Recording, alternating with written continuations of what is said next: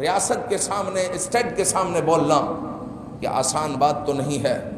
اس وقت اگر ریاست کے سامنے کوئی کھڑا ہوا تھا تو وہ مجدد الفسانی رحمۃ اللہ تعالی علیہ۔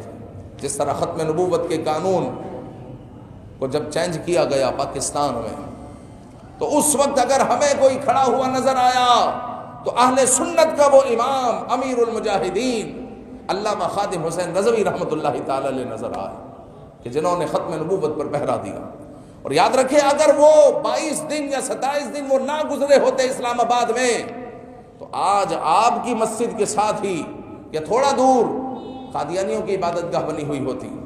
اور جو 1974 میں مجاہدین اہل سنت علامہ شاہ احمد نورانی صدیقی اور آپ کی ٹیم نے پہرا دیا، اگر یہ نہ ہوتے تو کیا ہوتا؟ یہ ہوتا کہ آپ کی مسجدوں کے ساتھ قادیانیوں کی عبادت گاہ بنی ہوئی ہوتی، آپ کچھ بھی نہیں کہتے۔